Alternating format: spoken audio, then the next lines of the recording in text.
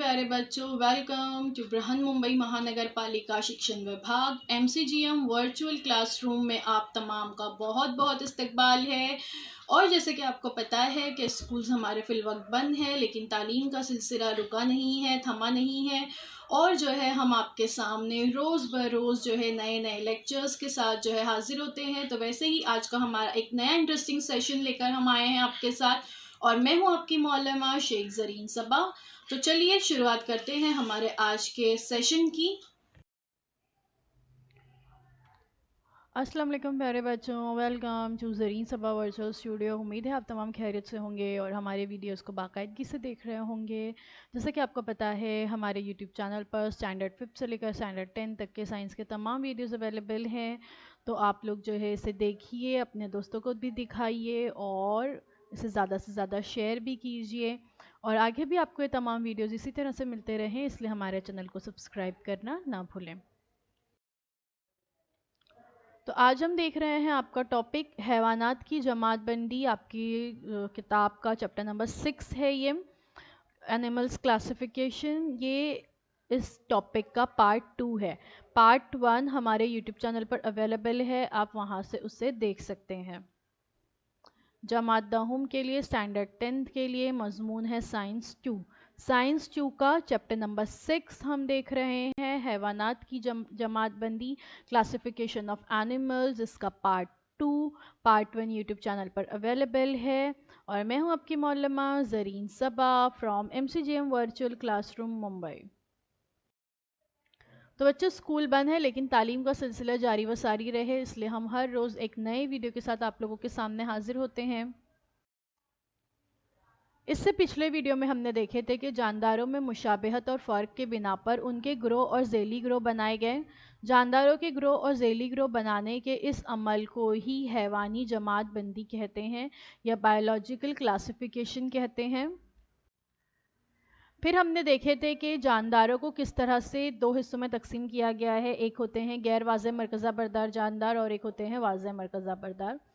वाज़ेह मरकज़ा बरदार जानदारों को फिर दो जमातों में तकसीम किया गया है, एक है यक खुलवी और एक है कसीर खुलवी।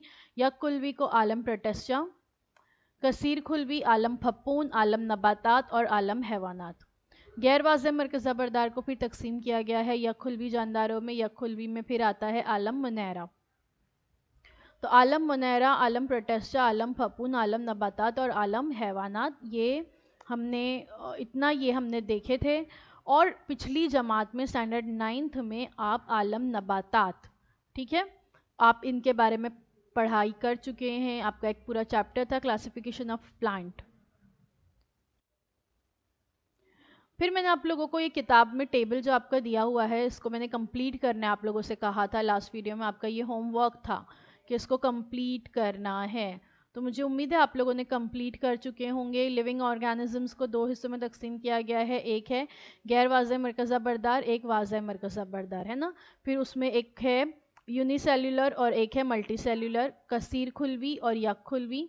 फिर मल्टी सेल्युलर को फिर दो हिस्सों में तकसीम किया गया है, with cell wall, without cell wall. फिर उसको और दो हिस्सों में तकसीम किया गया है, ऑटोट्रॉप्स और heterotrophs. Autotrophs plant kingdom plantae आलम नबातात, हेट्रोट्रॉप्स किंगडम फंगाई आलम फपून। और विदाउट सेल वॉल वाले होते हैं जिनमें खुलवी दीवार नहीं होती है, किंगडम एनिमिलिया यानी आलम हैवानात, ठीक है। और जो गैर वाज़ेह मरकज़ा बरदार होते हैं फिर वो आते हैं आलम मुनैरा में। तो ये टेबल आपको लास्ट टाइम होमवर्क दिया गया था कि कंप्लीट करना है। अगर आपने कंप्लीट कर लिए हैं तो ठीक है, अगर नहीं किए हैं तो यहाँ से चेक कर लीजिए और इसको लिख लीजिए। ये आपकी किताब के शुरुआत में दिया गया है।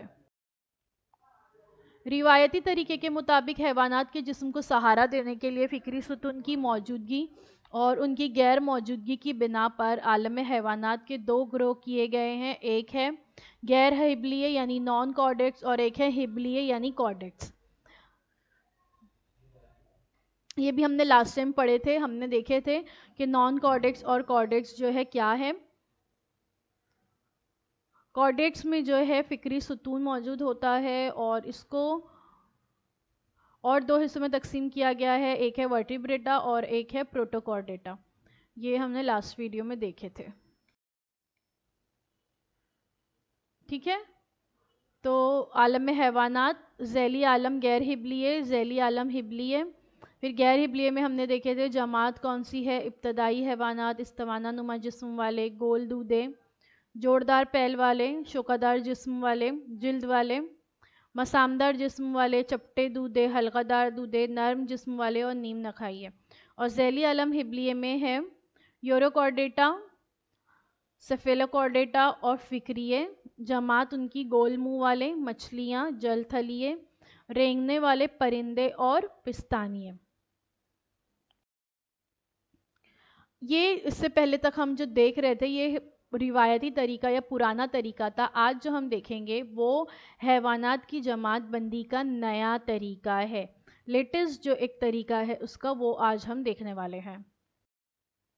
क्या है नया तरीका? हैवानात की जमातबंदी का ये तरीका अभी तक जारी था जो हमने इससे पहले अभी देखे हैं ना, लेकिन अब एक नया तरीका इख्तियार किया जा रहा है। इस नए तरीके की हम मुख्तसर मालूमात हासिल करेंगे।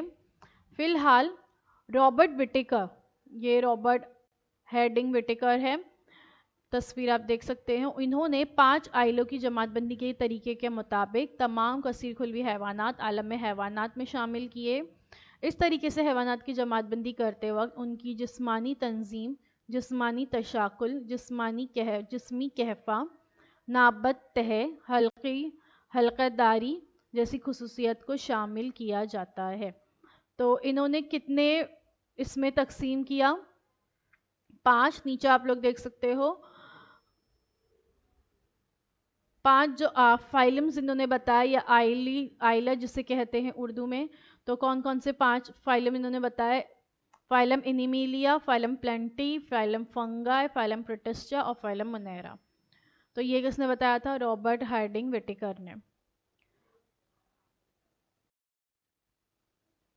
रॉबर्ट हार्डिंग विटेकर जो है ये एक अमेरिकी माहिर माहौलियात थे। सन 1920 में इनकी पैदाइश हुई, सन 1980 में ये वफ़ात पाए। इन्होंने सन 1969 में जानदारों को 5 ग्रोह में तकसीम किया। 5 किंगडम्स देख सकते हैं आप, एक है एनिमल्स, एक है प्लांट, एक है प्रोटिस्ट, एक है फंगाई और एक है बैक्टीरिया।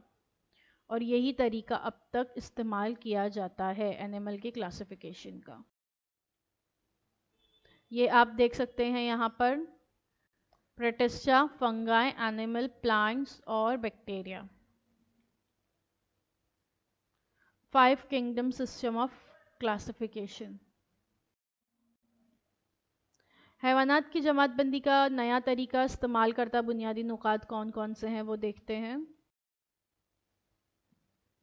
पहला है तंजीमी मेयार, ग्रेड्स ऑफ ऑर्गेनाइजेशन। हैवानात का जिस्म खुलियात से मिलकर बना होता है। कसीर खुलवी हैवानात में कई खुलियात मुख्तलिफ अफ़आल अंजाम देते हैं, जबकि यक खुलवी जानदार का जिस्म एक खुलिये से बना होता है, इसलिए तमाम ज़रूरी हयाती अफ़आल वही खुलिया अंजाम देता है। यक खुलवी जानदार की जिस्मानी तंजीम नक्स माया मेयार या प्रोटोप्लाज्मिक ग्रेड किस्म की होती है। ठीक है, ये आपको पता है कि हैवानात का जिस्म, हमारा जिस्म भी खुलियात से मिलकर बना हुआ है। खुलियात जो है वो हैवानात की बुनियादी इकाई तस्लीम किए जाते हैं। कसीर खुलवी हैवानात जो होते हैं मल्टी सेल्यूलर ऑर्गेनिज्म, उसमें बहुत सारे खुलियात होते हैं, जबकि यक खुलवी जानदारों का जिस्म जो है वो एक ही खुलिये से बना होता है। और वो तमाम अफ़आल जो हमारे जिस्म में इतने सारे खुलियात मिलकर करते हैं, यहाँ पर वो एक अकेला खुलिया वो तमाम अफ़आल अंजाम देता है।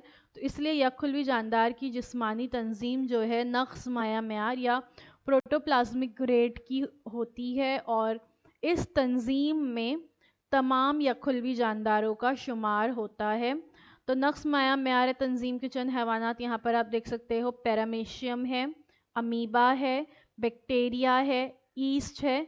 इन तमाम का शुमार जो है प्रोटोप्लाज्मिक ग्रेड किस्म के हैवानात में होता है। तो ये तंजीमी मेयार ग्रेड्स ऑफ ऑर्गेनाइजेशन का फर्स्ट लेवल है। फर्स्ट लेवल क्या है? जिसमें प्रोटोप्लाज्मिक ग्रेड, जिसमें तमाम यक खुलवी जानदार आते हैं।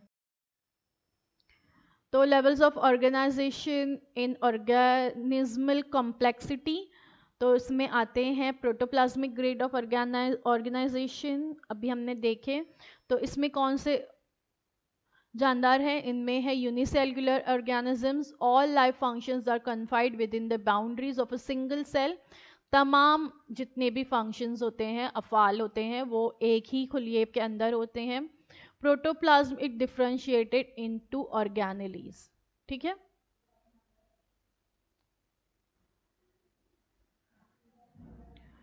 तो ये है first level of organisation, protoplasmic grade.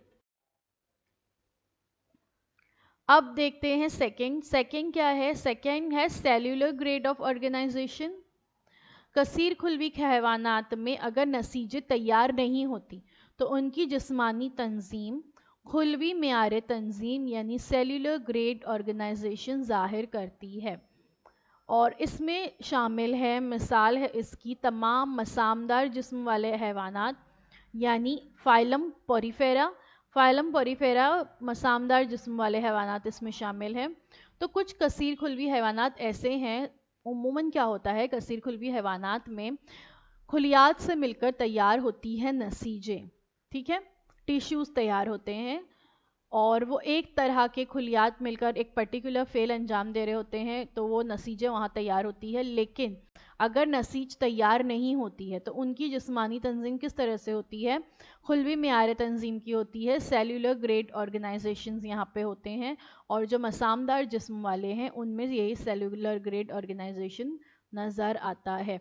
देखिए यहाँ पर ऊपर बताया गया है साइकॉन, उसमें आप देख सकते हैं कॉलर खुलिया बताया गया है, फिर उसके बाद कांटे, एम्बियोसाइड गैर हयाती हिस्सा, ऑस्टिम उसका दहना बताया गया है।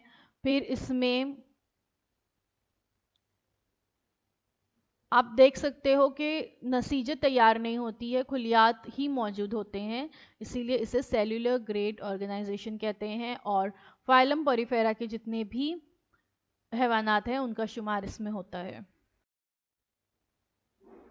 Cellular grade of organization, aggregation of cells that are functionally differentiated, a division of labor is evident। ये सेकेंड लेवल है ऑर्गेनाइजेशन का। अब अगला लेवल देखते हैं। अब जिन कसीर खुलवी हैवानात में नसीजें तैयार होती हैं, खुलियात जो है बहुत सारे हैवानात में एक जगह जमा होकर नसीज या टिश्यू तैयार करते हैं और ये नसीजें उन हैवानात के हयाती अफ़ाल अंजाम देती है, तो इस किस्म के खुलियात को कहा जाता है, इस किस्म के हैवानात का शुमार होता है खुलिया नसीज मेयार तंजीम यानी सेल टिश्यू ग्रेड ऑर्गेनाइजेशन में। ठीक है, और इसमें फाइलम सिंडेरिया के तमाम हैवानात हैं। खुलिया नसीज मेयार तंजीम के चंद हैवानात की एग्जाम्पल यहाँ पर दी गई है। जेलीफिश का इसमें शुमार होता है, हाइड्रोजोआ का इसमें शुमार होता है, फिर कोरल का इसमें शुमार होता है। तो हाइड्रा, जेलीफिश, कोरल, ये तमाम जो है फाइलम सिंडेरिया में आते हैं और इनमें नसीज मौजूद होती है। खुलिया नसीज मेयार तंजीम सेल टिश्यू ग्रेड ऑर्गेनाइजेशन ये जाहिर करते हैं। और क्या होता है इसमें कौन से हैवानात आएंगे? जो खुलिये जो है एक जमा होकर नसीज तैयार करते हैं। Cell tissue grade of organisation, aggregation of similar cell into definite patterns of layers thus becoming a tissue. एक जैसे खुलियात मिलकर, एक जैसे जो सेल्स होते हैं वो एक जैसे खुलियात मिलकर क्या बनाते हैं? एक पैटर्न बनाते हैं, एक लेयर तैयार होती है और वो जो पैटर्न वहाँ बनता है, एक जैसे खुलियात मिलकर जो पैटर्न बना रहे हैं, जो लेयर्स तैयार हो रही हैं, तहें तैयार होती हैं, उसको ही टिश्यू या नसीज कहते हैं। और ये जिन हैवानात में नज़र आता है उन्हें cell tissue grade of organisation कहा जाता है। अब उसके बाद है नसीज उज़्व मेयार तंजीम। चपटे दूधे जो होते हैं, फ्लैट वॉर्म्स जिसे कहते हैं, इनमें नसीज उज़्व मेयार तंजीम टिश्यू ऑर्गन ग्रेड ऑर्गेनाइजेशन नज़र आता है। इस किस्म में कुछ नसीजे यकजा होकर मखसूस आज़ा की तश्कील करती है, लेकिन मुकम्मल आज़ा की तश्कील नहीं होती है। यानी मखसूस आज़ा तैयार होंगे वहाँ, लेकिन मुकम्मल आज़ा तैयार नहीं होते हैं। तो इसको ही टिश्यू ऑर्गन ग्रेड ऑर्गेनाइजेशन कहते हैं। और ये नज़र आती है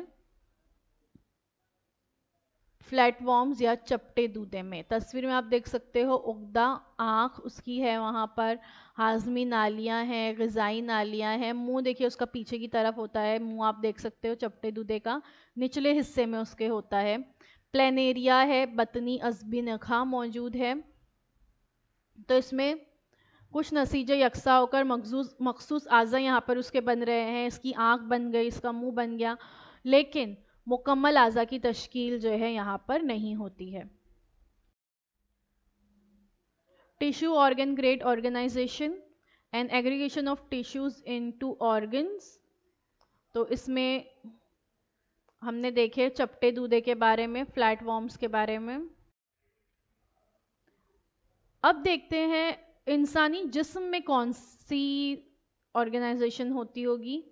ज़ैल की शक्ल में इंसानी जिस्म की तश्कील दिखाई गई है। इनमें से मुख्तलिफ आज़ा को नामज़द कीजिए। इंसानी जिस्म में कौन कौन से आज़ा हैं। अब देखिए यहाँ पर इस तस्वीर में, आपकी किताब की तस्वीर है जो आपको लेफ़्ट हैंड साइड पर नज़र आ रही है। तो यहाँ पर ये क्या है, ये जो बताया गया है, ये निशान, ये पहला नंबर पे ये है मुंह, और ये क्या है, ये है हमारा दिमाग। ये यहाँ पर ये है हमारा दिल, ये है हमारी हड्डियाँ, ठीक है। ये क्या है, हमारे लंग्स हैं, हमारे फेफड़े।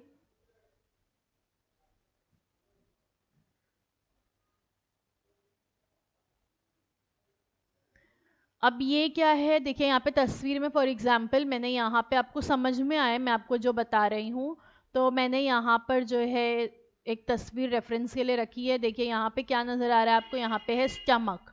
तो ये हमारा स्टमक है, यानी हमारा मैदा है। और ये हमारा लिवर है, ये वाला लिवर है। ये हमारी नसीजे या हमारी नस है, ये वाली जो आपको नज़र आ रही है। ये हमारे मसल्स हैं, ये मसल्स हैं यहाँ पे।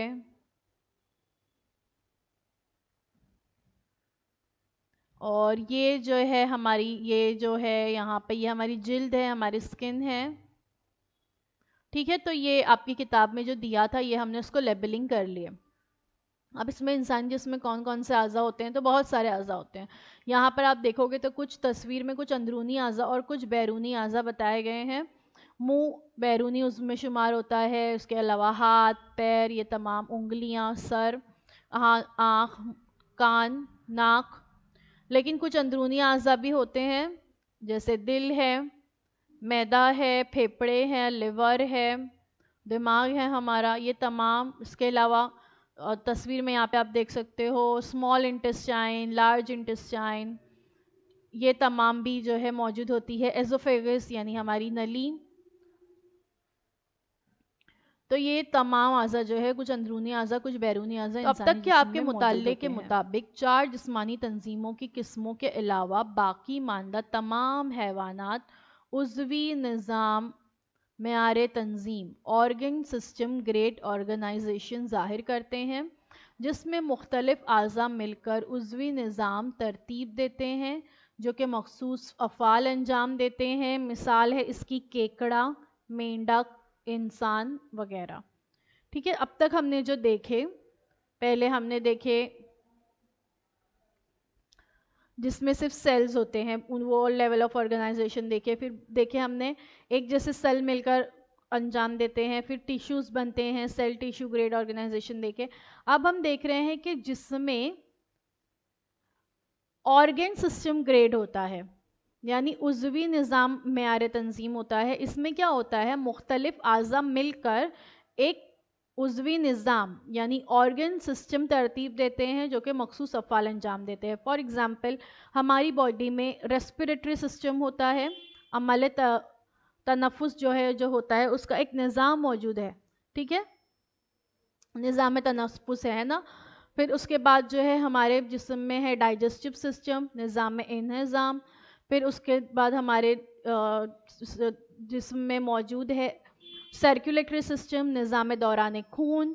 फिर जो है निज़ाम इस्तखराज, जिस्म से बेकार मादे जिस्म के बाहर जो निकलने का जो अमल होता है वो होता है। फिर उसके बाद यूरिनरी सिस्टम मौजूद है हमारे जिस्म में।